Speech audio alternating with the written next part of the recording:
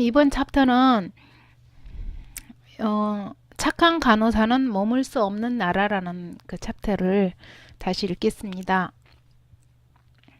잠시 중환자실을 떠나 내과 병동에서 근무하던 시절 치킨과 떡을 너무 좋아하는 후배 간호사 앤을 만났다. 작고 통통한 몸집에 동그란 얼굴은 볼 때마다 항상 웃음을 머금고 있었다.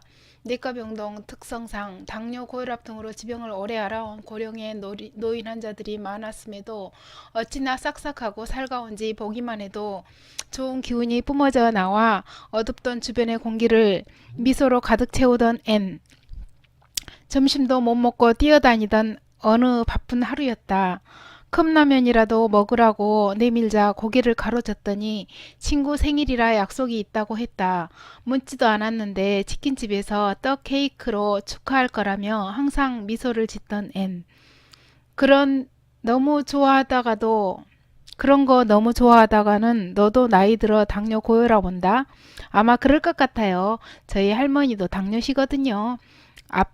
아빠도 그렇고요. 할머니는 40대에 앓기 시작하셨다는데 90세인데도 아직 정정하세요. 너무나 밝은 목소리에 갑자기 말문이 막혔다. 앤이 3대가 같이 사는 화목한 집안의 막내였다는 걸 그때 알게 되었다. 싫은 소리도 앤은 늘 웃으면서 들었다.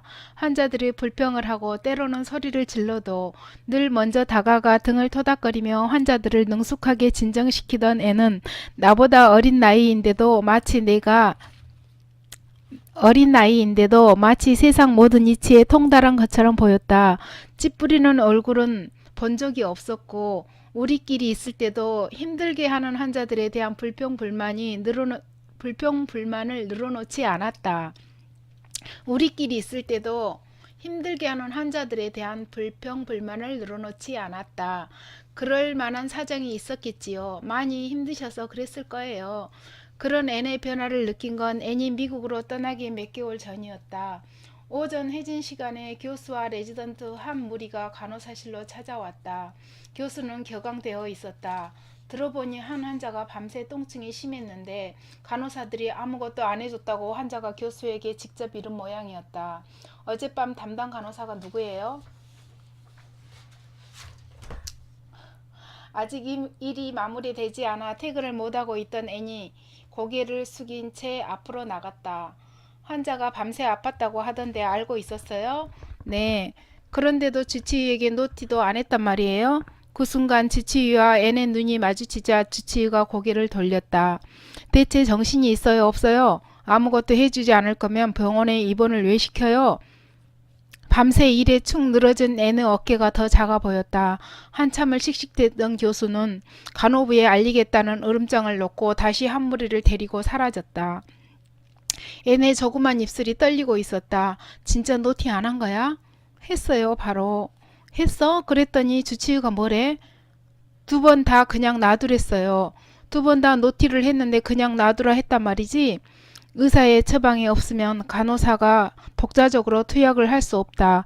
의사는 전화로 노티를 받았지만 그걸 대수롭지 않게 여겼다. 아침에 투여될 약에서 진통제를 당겨서 줘도 도저히 못 견디겠다는 환자를 위해 2번째 노티를 하자 주치의는 오히려 역정을 냈다. 하지만 애는 그냥 놔둘 수가 없어 밤새 환자 상태를 살피느라 해야 할 많은 일들을 제 시간에 못 끝냈던 것이다. 그런데 왜 교수님께 사실대로 말 안 했어? 그럼 주치의가 난처해지잖아요. 항상 자신보다 남을 먼저 생각하는 앤에게 답답함을 넘어 화가 나던 순간이었다. 그로부터 며칠 지난 오후 출근해 보니 탈의실에서 앤이 홀로 울고 있었다. 그동안 꾹꾹 참아냈던 뜨거운 눈물이었다. 이번에는 레지던트 A 때문이었다. 레지던트 A는 앤의 같은 대학교 2년 후배였다. 같이 활동했던 연극 동아리에서 앤에게 늘 누나라고 부르며 따르던 듬직한 후배였다. 처음 A가 인턴으로 왔을 때 앤은 뛸 듯이 기뻐했다.